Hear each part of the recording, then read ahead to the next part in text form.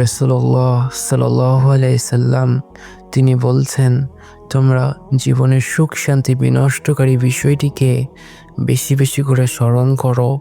সাহাবী রাদিয়াল্লাহু আনহুম জিজ্ঞাসা করলেন, ইয়া রাসূলুল্লাহ, সেই সুখ শান্তি বিনষ্টকারী বিষয়টি কি? তিনি বলছেন, আল মাউত বা মৃত্যু। মৃত্যু এমন একটি বিষয় যা স্মরণ করলে আমাদের পার্থিব জীবনের সুখ শান্তিগুলো বিনষ্ট হয়ে আসে। বর্তমানে আমরা এমন এক পৃথিবীতে বসবাস করছি, যে পৃথিবী, যে সমাজ আমাদের মৃত্যুর স্মরণ থেকে অনেক দূরে রাখতে চাই, মৃত্যুর স্মরণ থেকে আমাদের ভুলিয়ে রাখতে চাই।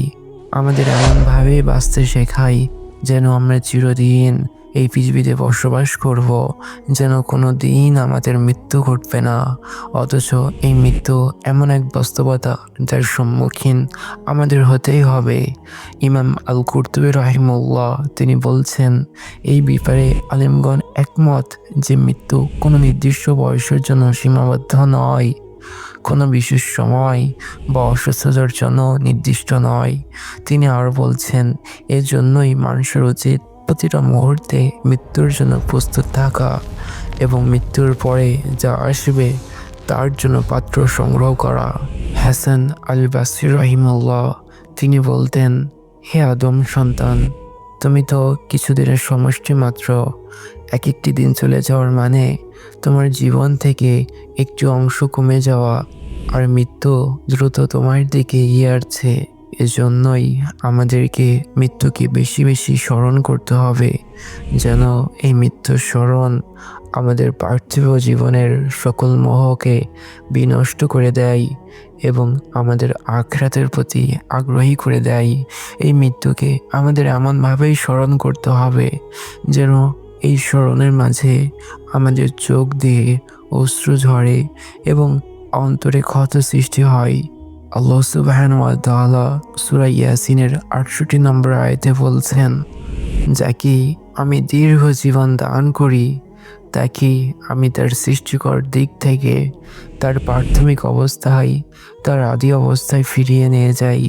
এটা দেখেও কি তারা বুঝতে পারবে না? ইমাম আল কুরতুবী রাহিমাহুল্লাহ তিনি আরও একটি ঘটনা বর্ণনা করছেন। তিনি বলেন, আম্বিয়াদের মধ্যে অনেকেই মালাকুল মাউতকে জিজ্ঞাসা করলেন, আপনার কাছে কি এমন কোনো দূত নেই, এমন কোনো বার্তাবাহক নেই যাকে আপনি আপনার আগমনের পূর্বে মানুষের কাছে প্রেরণ করতে পারেন, যাতে মানুষজন সতর্ক হয়ে যেতে পারে? মালাকুল মাউত বললেন, হ্যাঁ, আমার কাছে অনেক ভূত রয়েছে। রোগ ব্যাধি, চুলে পাক ধরা, বার্ধক্য, দৃষ্টি এবং কর্ণশক্তি দুর্বলতা, এগুলো হলো আমার দূত। কোনো ব্যক্তিকে এগুলো আক্রান্ত করার পরেও সে যদি তাওবা গ্রহণ না করে, সে যদি ফিরে না আসে, তাহলে আমি তার আত্মা গ্রহণ করার বেলায় এই কথাই বলে থাকি, আমি কি তোমার নিকটে একের পর এক সতর্ককারী দূত প্রেরণ করিনি? এবং আমি হচ্ছি সে চূড়ান্ত সতর্ককারী, সে চূড়ান্ত দূত, যার পরে আর কোনো সতর্ককারী নেই। আল্লাহ সুবহানাহু ওয়া তাআলা তিনি কোরআনে বলছেন, আমি কি তোমাকে এতটুকু সময় দেইনি যে সময়ের মধ্যে তুমি উপদেশ গ্রহণ করতে চাইলে অবশ্যই উপদেশ গ্রহণ করতে পারতে? উপরন্তু তোমার কাছে তো সতর্ককারীও এসেছিল। কবির ভাষায় কবি কত সুন্দর করে কিনা বলছেন, শুভ্র কেশ মৃত্যুর বার্তা বহন করে নিয়ে আসে, আর নূর্য দেহ সে মৃত্যুকে সালাম জানায়। একজন মানুষ, তাকে চারদিক থেকে ঘিরে রেখেছে এই মৃত্যু। প্রতিদিন অসংখ্য অজস্র মানুষ এই দুনিয়ার বুক থেকে বিদায় নিয়ে নেয়, মৃত্যুবরণ করে। এই পৃথিবীতে বেঁচে থাকা এটাই একটি অস্বাভাবিক বিষয়, কিন্তু মৃত্যুবরণ করা কোনো অস্বাভাবিক বিষয় নয়। রাসূল সাল্লাল্লাহু আলাইহি ওয়াসাল্লামের হাদিস মতে তিনি আমাদের এই মৃত্যুকে বেশি বেশি করে স্মরণ করতে বলেছেন, কিন্তু বর্তমানে আমাদের অন্তরগুলো কঠিন হয়ে গেছে। আমরা মৃত্যুর সম্পর্কে উদাসীন হয়ে গেছি। মৃত্যুর ভয়, আখিরাতের চিন্তা আমাদের মধ্যে আর কাজ করে না।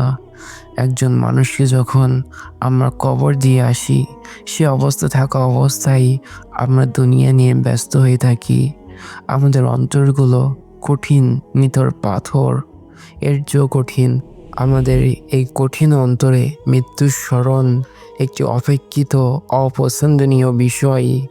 কেউ যদি আমাদের মৃত্যুকে স্মরণ করিয়ে দেয়, আমরা অসন্তুষ্ট হয়ে যাই। অথচ রাসূল সাল্লাল্লাহু আলাইহি ইসলামের এই একটি হাদিস এবং আল্লাহ সুবহানাহু ওয়া তাআলার কথা, প্রত্যেকটা প্রাণীকেই একদিন মৃত্যুর স্বাদ গ্রহণ করতেই হবে। আল্লাহ সুবহানাহু ওয়া তাআলা তিনি কোরআনে বলছেন, কুল্লু নাফসিন যালিকাতুল মাউত ওয়া ইন্নামা তুওয়াফাউনা উজুরাকুম ইয়াওমাল কিয়ামা ফামান জুহজিয়া আনান নার ওয়া উদখিলাল জান্নাতা ফাকাদ ফাজ ওয়া মাল হায়াতুদ দুনিয়া ইল্লা মাতাউল গুরুর। প্রত্যেকটা প্রাণীকেই একদিন মৃত্যুর স্বাদ গ্রহণ করতেই হবে, আর তোমরা সেই দিন প্রতিদান পেয়ে যাবে। সেই দিন যাকে জাহান্নাম থেকে বাঁচানো হবে এবং জান্নাতে প্রবেশ করানো হবে, সেই সফল তারই হবে চূড়ান্ত সফলতা। আর তোমরা জেনে রেখো, এই পার্থিব জীবন এটা ধোঁকা প্রতারণা ছাড়া আর কিছুই নয়।